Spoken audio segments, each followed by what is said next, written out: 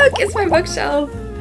It's my one bookshelf and my chair. Do you guys remember my chair? Oh, they're still here. I'm finally sitting down to do some reading updates with you. I'm at my family home. I'm here for a while. So let's start with the big one in the room. That is 1Q84. I'm really liking this. As of right now, I'm 315 pages through, which is only this much of the whole thing. Because I've been reading him since high school, it always feels like stepping back into like a warm bath or something. Like it feels very comforting. It feels like, there's just something about his writing that I always say that I just love so much. 1Q84 so far is feeling a little bit different to me than the novels of his that I've read previously. This one is just going to be it's very slow moving. I feel like it's really taking its time and slowly building. So this is split into two different perspectives between a man and a woman. They're both, I think, either in their late 20s or, yeah, they should just be in their late 20s, I think. And we follow Aomame, if I'm saying that right. She starts us off and the book opens with her in a taxi cab on her way to one of her jobs, shall we say. I'm not going to say what her work is because I was like, oh, that's what she does. But she is on her way to one of her jobs. And she is stuck in traffic on the freeway. And she's like, oh, I really need to go. I really need to get off. So her cab driver is like, hey, you know what? If you just get out of the car, you can actually just walk down to the emergency ramp off the expressway. And like you can literally just like hop over a fence and leave the crazy highway if you want. And she's like, okay, let's do it. But he says something really weird to her before she gets out of the car. He says, be safe and remember that things are not what they seem. It's just that you're about to do something out of the ordinary. Am I right? People do not ordinarily climb down the emergency stairs of the Metropolitan Expressway in the middle of the day. And after you do something like that, the everyday look of things might seem to change a little. Things may look different to you than they did before. I've had that experience myself.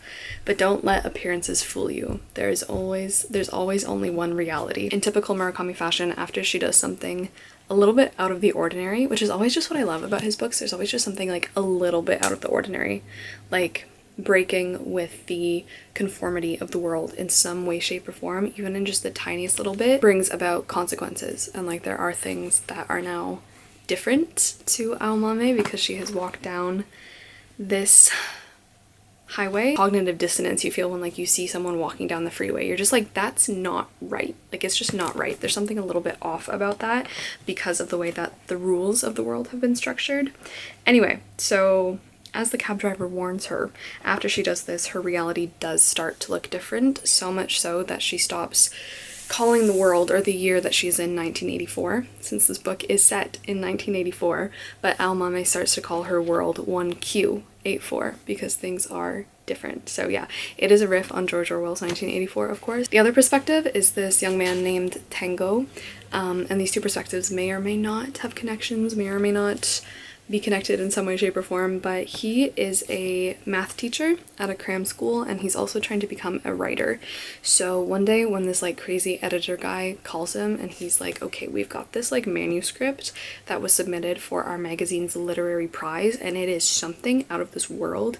Like, this manuscript is absolutely crazy. It's gonna win. Catch is that it was written by the 17-year-old and it needs a little bit of shaping, shall we say. So the editor enlists Tango to kind of fix it up. The novel is called Air Chrysalis, and they start to engage in, I guess, fraud. They're committing fraud because they're putting forward this piece of work they say is by a 17-year-old girl, and like she's involved in it all. She consents to having her work changed and like published in that fashion. The novel that our 17-year-old girl Fuka Eri writes is called Air Chrysalis, and it's about some strange things involving these beings known as little people who may or may not be real. The parts I'm at now just getting so weird, guys. It's just getting so weird, but I'm really liking it. I am. There's just something, I just like, you get in and like you don't really realize how big of a novel it is because I just keep reading. Once I get going with it, it's just, time just passes and it's just fun, and I just really like his writing. However, there is something I have to say. Actually, I need to update this, but I had to stick this in the beginning of the book. It is the official booby counter of 1Q84, because I feel like more than any other work, and maybe, I don't know why, I just feel like there's so much mention of boobs and breasts, and I'm like, what is the point? Sometimes there is a point, and sometimes it has to do with like a characterization of a person, but for boobies to be mentioned 5, 10, 15, 20, now I know in my head it's up to 30 times in 300 pages. That's every 10 pages, right? Math. That's how math works. That's every 10 pages I have to read something weird about boobies. Last one that I just had to read was about the crazy, a little bit sexist, well, obviously sexist editor guy describing someone's boobs as, what was the phrase? Fresh out of the oven or something? Freshly baked, hot from the oven. Something like that. Like, that characterization I feel like makes sense to me because he's the kind of character who's just kind of a little bit of a scumbag and would say weird stuff like that. But the other times I'm like, why is it so much? Why is it just so much? Anyway, so I just had to put that in there. But yeah, like with the other Murakami books that I've read, I'm getting a little bit of a playlist out of this as well. The book starts with a line from the song Paper Moon, which is really nice. Overall, I'm really just having a good time, and it's getting weird and I'm just getting really hooked. There's stuff in here about like cults, and there's sci-fi elements. These little people, I don't know why in my mind they're taking on like Martian status, but yeah, it's just interesting. For Game of Tomes, if I didn't already say, but yeah, I'm really liking that. I did mention that I was reading Steppenwolf before I came here, but honestly, like, I started it, I got about 35 pages into Steppenwolf, and not because I wasn't liking it, but because I was really liking it, but it was putting me in a really just kind of depressed, low mood because it is about a man who is going through a lot. I was just like, oh, I don't want to bring this with me, so I ended up not packing it, not finishing it, and I'll finish it sometime when I'm feeling up for it, I think, because right now I just want to focus on like being happy and like enjoying the summer. That being said, I am also in the middle of 2 other books. The first one on audiobook, and that is Sipsworth by Simon Van Boy. One was sent to me by the publisher. Guys, this is so charming. This is so charming. This is so wonderful. And the audiobook is also wonderful. So I am 107 pages through, which is about halfway. I'm really liking this. This is just really sweet, and it's very like a brick by brick kind of book. Like, it really outlines this woman's whole daily routine, which when I get in a certain mood, I feel like I'm just really in the mood for nonfiction or fiction that deals a lot with like building up small piece by small piece the way someone lives out even a day. Like, I just really love the descriptions in this of this 83-year-old woman making her toast, going to the supermarket, reading about the weather. Like, I just really am in the mood for that, so really enjoying this. But this is honestly a very, it's so touching, it's so charming. It's about this 83-year-old woman who has recently moved back to England after 60 years out of the country. She has moved back because she is a widow, and she has also lost her son. So she's all alone. She has no friends. She has no family. She is depressed, and she is waiting to die. Like, that is it. One night, she goes out she scavenges through the garbage because like this has become kind of a pastime of hers, is going through other people's refuse and to find like treasure and stuff like that. She brings the box into the house and a mouse comes out, a little mouse, and this book is about like their relationship. It's a love story between the two of them. She names the mouse Sipsworth. Also, it's like really bitter. It's just really bittersweet, really nice. The whole novel is like, it's just really well done. It's really cute, and it's just sad because like, well, is it sad? I don't know, but both her and the mouse only really have like a sip's worth of life left to them because most of their lives have been drunk down to the dregs, and now all she has left is like her memories, and so this is like how she's living out the rest of her days is, I guess she thought it was just gonna be locked in her house forever, but now she's forming this relationship with this stray mouse. Oh guys, it's so nice, and I'm scared about how this is gonna end. So listening to this on audio, someone else has started this book, but now I need to start it as well. So we asked you guys on Instagram what would be like the book you would like to see my brother and I try to solve next for our detective series, like solving a murder mystery book, and there were 3 books that were really popular. Maybe we'll mention them in the video, but anyway, there were 3, and then out of those 3, I like asked Ben to pick which one sounded good. That one ended up being The Decagon House Murders by Yukito Ayatsuji. So last time we did solve it, a murder mystery by the same Japanese author, and this one is also like a cult classic. It's inspired by And Then There Were None. It's very much just hugely referential, and I am excited. So what we've decided to do with this, because as you can see, there are a bunch of notes sticking out of it, we've decided that I'm not going to be the only one plowing my way through the book. Ben is going to contribute a little bit to actually reading the plot, so we're going to switch off chapters, essentially. I think like he's going to read 1 chapter and then I'll probably read 2 because he's dyslexic and it just takes him a long time and he hates reading. So I am gonna be doing that, but like it's full of all of his notes that he took, so yeah, we're gonna see if this structure works for the video, but I am set to start chapter 2 today of the Decagon House Murders. So we'll see how this goes. I'm probably gonna sit down and start this right now, actually.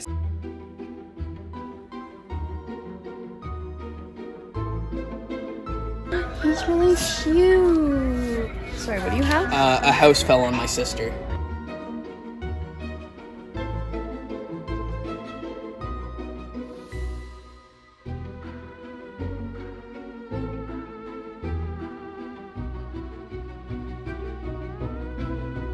Ben and I were gonna get a life-size skeleton for our murder mystery video, but look at how much this is. It's literally $100. That's crazy.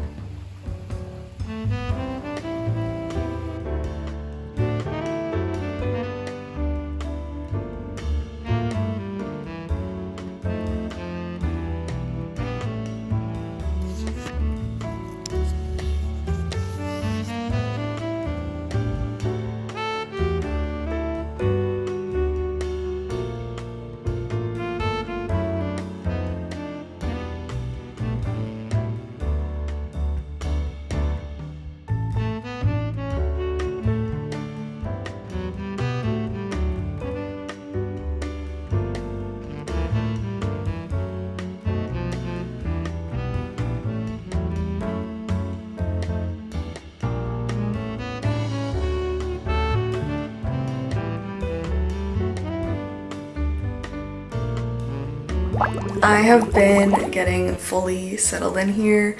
I just finally unpacked all of my stuff from my suitcase, like my clothes and my books. The problem is that the bookshelf in my bedroom. Like I have this little one. It's kind of full, so I thought we could go through this shelf, and then as you saw in the last clip, I still have like one of my original black shelves from my old apartment downstairs, so I thought we could go through that too and see if there's anything that I want to unhaul. But I actually do have a little haul to start this week off with. I'm starting on, what is today? Today is Tuesday. It's been a little bit since I picked up the camera. Okay, so first up I have this package, which came from a publisher. It's a French publisher all the way from France, so thank you so much for reaching out to me. And I'm very excited. And also this is very fitting because our book club pick for September on the World Tour Book Club, we are going to France. So this is from Gallic Books, and they primarily publish French works in translation because their mission is to like get the books out to a wider audience, but they also have books from all around the world. This is one that I picked off of their catalog. Oh my, I love this cover. This is 100 Million Years and a Day by Jean-Baptiste Andrea. This looks, I love this. Okay, so I read the blurb for this and like the synopsis, and I was so hooked because it talked about glaciers. It really, I don't know what it was. I'll have to read it again to you. But it really reminded me of Ice Fields, like the plot of Ice Fields. And I was like, okay, well, this is the one for me. So, okay. When he hears a story about a huge dinosaur fossil locked deep inside an alpine glacier, university professor Stan finds a childhood dream reignited. That is very similar to the starting premise of Ice Fields, like very, very similar. Whatever it takes, he is determined to find the buried treasure. So he goes to the glacier with 3 friends because like that's not his area of expertise. Hazardous quest for the Earth's lost creatures becomes a journey into Stan's own past. Just really sounds like Thomas Wharton. This one was published originally in 2019, and I just think it's so beautiful. This is the first page. I will inevitably forget many things, perhaps even my own name, but I will never forget my first fossil. It was a trilobite, a small marine arthropod that was peacefully minding its own business until one spring day when its existence intersected with mine. I love this, like a journey into the Alpine glaciers. Yes, absolutely, yes, like this is everything I wanted. So thank you so much to Gallic Books. Beautiful. This next package is not a book. A little gift. Oh my goodness, that's so funny. That's so funny. They have a little gift baggy thing, and the first thing in there is a sample of the sunscreen that I use. First of all, the packaging is divine. I love this, but I heard about this Apothecary. I think it only physically exists in New York, and the rest like you have to ship to places, but this one is called this one is called Anima Mundi Apothecary. So I got a couple of their things. First thing I got is butterfly pea flower powder. Yeah, I love the label.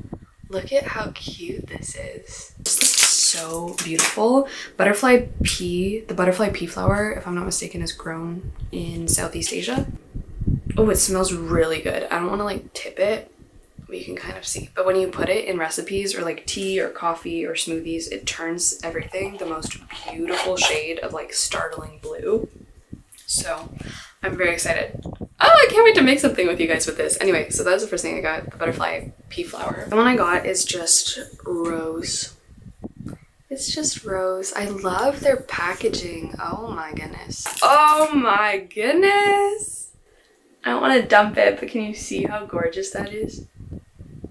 Oh yeah. This one says like you can just add a half teaspoon to your favorite tea, latte, foods, desserts, or more. I just have like random stuff because I've been going here, there, and everywhere around town and picking up just random stuff. At the moment, I'm reading some weird books. I'm reading just some weird books. Guys. You're never gonna believe it. I am in the process, we're actually almost there, of cutting out coffee. I can't believe I'm saying this to you. Hold the phone. Can you believe we're here? Can you believe this day has occurred? Something I want to take you along on the journey with me this week because I started cutting out coffee a couple weeks ago and there have been ups and downs.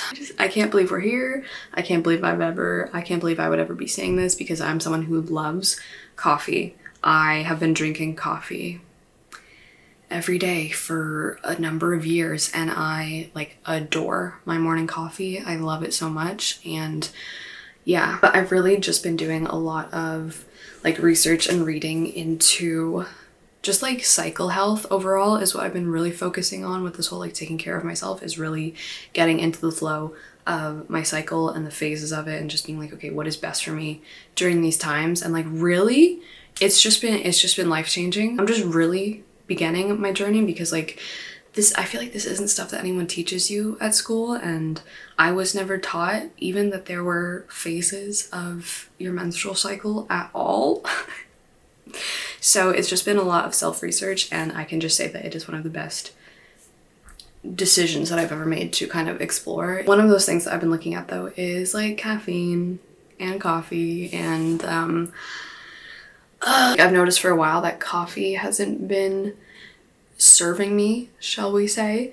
I've been getting served by coffee, becoming a slave to the bean, and that's not really what I want. I'm starting to cut it out slowly, and actually being here at my family house has kind of started that journey, because I don't like the coffee that my family has here. Only my dad and I drink coffee, and I don't like it. He has a percolator, and I'm not a big fan. I don't know if it's the percolation exactly, or if it's just the kind of coffee that he has here, but every morning having coffee here over the past couple of weeks, I've been like, not really liking this. Like, I'm just doing this because I feel like I have to, and I'm just not really enjoying it. I started to drink tea because my mom is a huge tea drinker. Hi, Evie.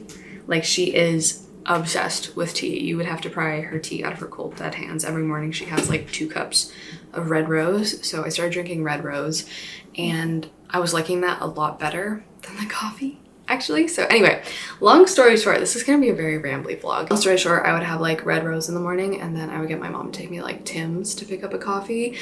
But guys, Tim's is not that good either. Tim's was not that good either, so I was just not liking the coffee to begin with. And yeah, I was just like, you know what if we just stop? What if I just stopped drinking the coffee? Like, what would happen? And so it really just happened naturally, kind of taking the caffeine levels down a little bit, because I would really only have half a cup of coffee because I wasn't liking it in the morning. And then eventually I just stopped. And I had like one day where I got a headache. And then after that, nothing. So I was really worried about like the withdrawal symptoms and stuff, but really they weren't too bad. I think because like it did just trickle out naturally. Honestly, I did have a couple sips of coffee last night, because my brother made like a homemade pumpkin spice latte for me. Like, he made it vegan, so I did have 2 sips last night, but I didn't want to. I just wanted to try his drink. Not totally caffeine free yet, or coffee. I'm not really focusing on being totally caffeine free, because I'll still have like the occasional cup of tea. I just want to be completely coffee free. So this morning I had decaf, which like wasn't great, so maybe it is the percolator here. This week will be my final week of completely cutting off coffee. I'm a little sad about it, but like honestly, I've just been drinking decaf, not every day, just when I feel like I want that coffee flavor, because my main reason for drinking coffee in the first place was just that I really loved the taste of it and like the smell of it and the whole thing of it. Like, just having a coffee is just like an experience, you know, and it was one that I really looked forward to every day. But I've honestly been feeling so much better anxiety wise and headache wise. This is my enemy, the percolator. You might not be my enemy, it might just be because I buy the cheapest ground coffee of like the Maxwell house. Last thing I want to say about it is, like, when I first started going off coffee, and then I would have like, I would order like a coffee or something, an iced coffee, and I would drink it, I would get like immediate anxiety in my chest. And I would notice like if I had coffee in the morning and I didn't feel that anxiety throughout the day, like later on it would crop up and I would be so anxious. And it was just like such a direct link. So yeah, since going off, I've not felt that, which is amazing.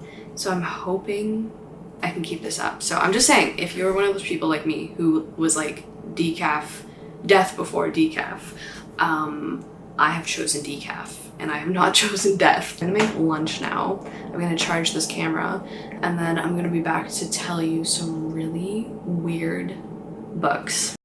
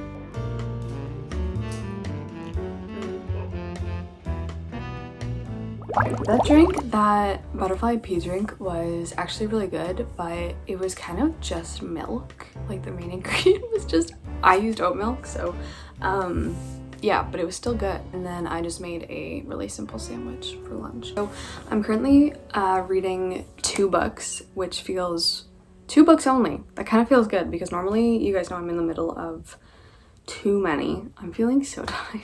Probably because I did go back to my apartment for a short stint and I just got in a couple of days ago back here again. And my train coming in was over 3 hours late, so I was supposed to drive at 9:52 p.m. and I didn't get home until after 2 a.m. I love Via Rail. And actually the train, like, it wasn't delayed on the tracks, it just didn't leave the station, so I was just sitting in the train station for 3 hours with nothing to do. Hi, baby. So that was fun. So then I didn't end up getting to bed until like 3 because at that point I was just so hungry. I'm reading 2 books, so I'm sure you guys know what one of them is, but actually that's kind of a lie because on this train ride home I did bring Steppenwolf with me in my suitcase, so that's sitting in my room amongst the pile of books that we need to put away. Feeling a bit more ready to take on that one now, but the first book I'm listening to on audio, and I think I heard about this from Olivia, if I'm not mistaken. I feel like a long time ago she mentioned this. I don't know if she did. Could have been her. I feel like it was Olivia from Olivia Reads a Latte. So yeah, anyway, the book I'm listening to is Stronger, Faster, and More Beautiful by Arwen Ellis Dayton, and I'm really liking this so far. Like, I've been falling out of, I don't know if you even know if it's technically falling out of love, but just I haven't been getting along with my young adult books that I've been reading for a while because I just, like, I'm past that age range now, and like sometimes I'm in the mood for them, but most of the time or actually here's what it is. So I was kind of thinking about this yesterday as I was listening to this audio. So Kelsford just got on top of his cat tree, which you are balanced on. Yeah, my parents got him and Grendel a whole new cat tree because, like, we didn't have one here for them because we're gonna be staying for a while, so that was really kind of them. The thing with the YA books, I feel like there's like YA to me and then there's like YA.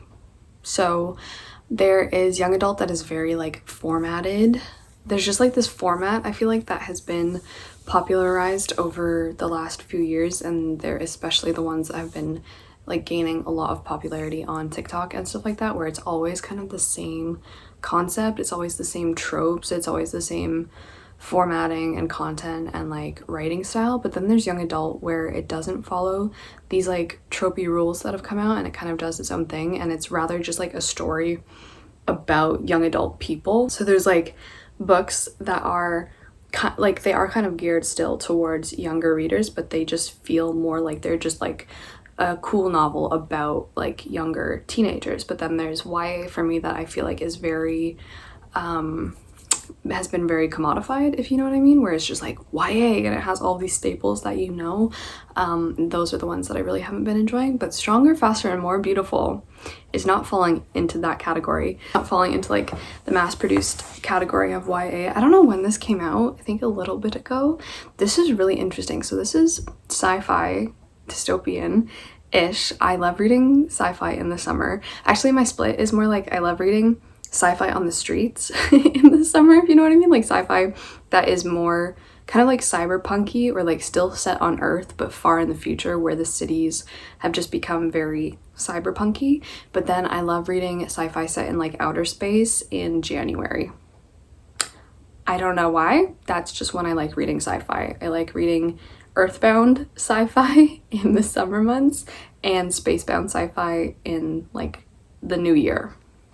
I don't know. So Stronger, Faster, and More Beautiful falls into the earthbound sci-fi because we're still set very much in planet Earth, and honestly this is not taking place very far into the future, because what Stronger, Faster, and More Beautiful is really about is genetic modification and changing the human body, like whether you're incorporating cyborg parts, whether you're just totally changing the way you look for aesthetics, or whether you've been in a would-be fatal car accident and now science and medicine can make you this elevated human so that you're not dead anymore. You have all of these fake or made parts of yourself. And so this book doesn't follow, I don't know how to describe it. They're not they are short stories, but they're all linked, and so it doesn't take on the I guess traditional short story collection route where like it's just a bunch of short stories that maybe they're talking about a theme or something, but they are very much their own separate story, which I don't really like. I want something a bit more meaty, I feel like, but with Stronger, Faster, and More Beautiful, each story, I think there's 7 of them in total, takes place in the same world. They're all happening adjacent to each other, give or take a few years, and they all have similar threads running through them, so it just feels a little bit more connected. This book is actually focusing a lot on religion and like societies in this world, their view on body commodification, or not body modification, well, both, definitely both. And it's very, very heavy on like religious bigotry, almost every single story, because there is kind of this like religion slash cult that has sprung up that is totally against everything that people are doing to their bodies, and against like saving people's lives when they would have been dead otherwise. So each short story so far has been very, very like, I don't know, just new and exciting. The book opens with this set of twins, a young man and a young woman, and they are, I forget what the kind of twin is called. Oh man, it's something like exact. It's not they didn't call it identical, but it was something more than that. And how essentially like, I don't know, just a lot of it has been about fusing and like joining together different people almost. The second story was about this young girl who is like going to this, I think, Catholic high school, and she's been in a near fatal car accident, and so she's had things changed on her person, and like to the point where, for example, like her date is like, well, how much of you is real? And so it just asks really fascinating questions, and this was a really good book to pick up after I finished reading The Membranes by Chi Wei, which was our around the world pick for Taiwan from August, right? Yeah, this month. This month I just finished it because that pick was very short, but also asks a lot of the same questions in terms of like, how much of you is real? What does that even mean to ask that? Or what does real mean to you? Like, what qualifies you as a human being anymore? And so like this one takes a lot of I guess young adult and like coming of age experiences and puts them into the context of, okay, we're gonna add cyborg stuff, and we're gonna add these medical advancements that people are really questioning. Some people being like, okay, this is a miracle, this is miraculous that you're even alive, and then other people being like, well, you're not a human anymore, or that's not in God's plan. I'm really liking it so far. Honestly, I'm really liking it. It feels a lot like Detroit Become Human, which I didn't ever finish that game. Maybe I should. That's kind of a step further than this book, but I'm really liking Stronger, Faster, and More Beautiful. I think I'm only 3 hours through the audiobook, so yeah, that is that one. Book number 2, ladies and gentlemen. Oh no, she's back.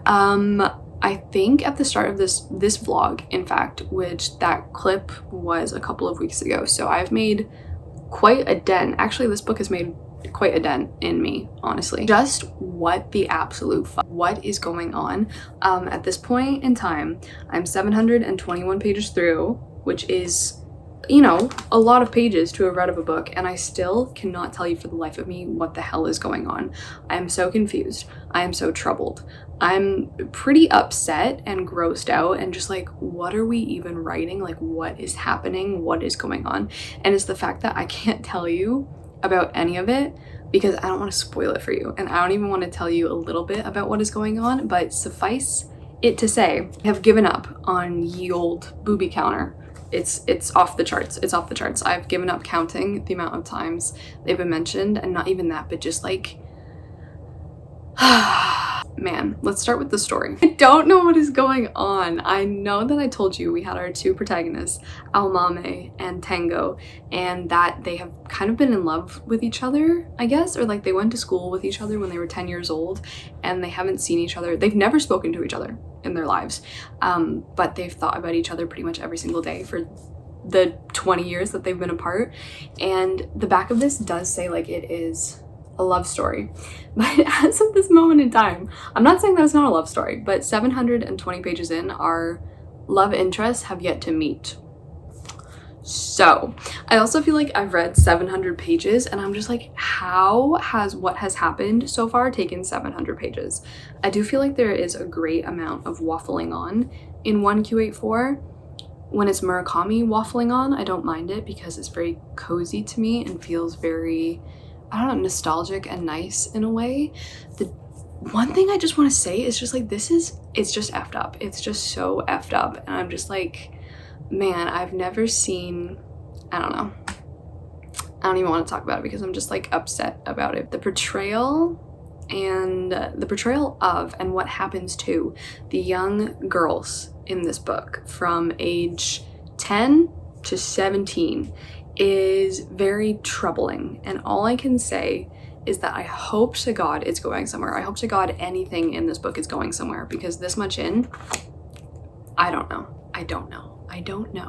I also want to say that I've never been, like, obviously I've been deeply uncomfortable reading Murakami in the past. That's something that I feel like, reading him since high school, I now know going into his books that what he has to say about young girls is never going to be exactly, it's never going to be appropriate, and it's never going to be favorable, and it's never really going to be a nice experience to read. In fact, it's going to be deeply uncomfortable. But I can say now, with what I've read from him in the past, I've never seen it just as awful and uncomfortable as I've seen it in 1Q84. Like, literally finishing a chapter and being like, what the hell did I just read? I wish I had never read that. I wish my eyes had never seen those words. I wish I had never, like, and just the way that he writes it too, right? Because there's such an important distinction in so much literature, obviously, between the author, the narrator of the book, the characters in that book, what the book is trying to say, what the characters are trying to say. Because I'm like, if you were trying to show this like awful, sleazebaggy, gross character who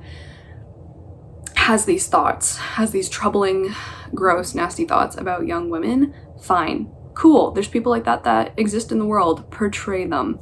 But when it is consistently the narrator in every single one of Murakami's books having the same trains of thought and the same way of describing young girls, I'm just like, it's no longer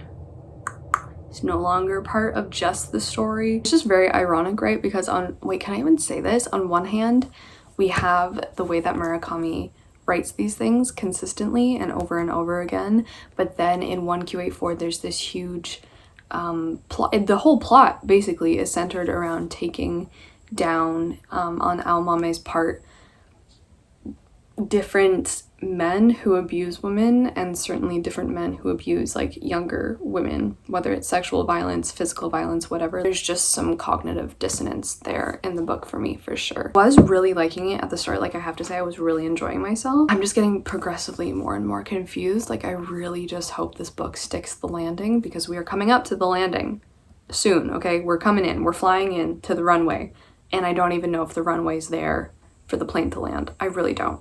I don't know whether we're going to have a nice smooth landing or whether we're just going to smash into oblivion. And that is a little bit concerning as a reader. I am trusting that this is going somewhere. I have just, without telling you absolutely anything, and this is really frustrating, but this is why Carolyn and I are going to make our discussion video later so we can talk about spoilers and can talk about what's going on in the book. But all I can say is just, I've literally never been like, what the frick is going on in a book before. I have no idea where this is going.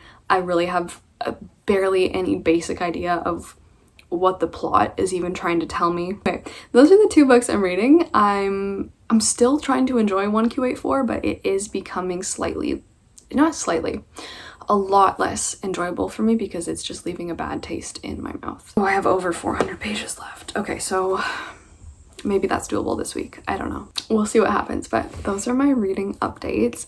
I think now what I'm gonna try and do is reorganize that bookshelf in my room to make everything fit and hopefully do a little bit of an unhaul with you too.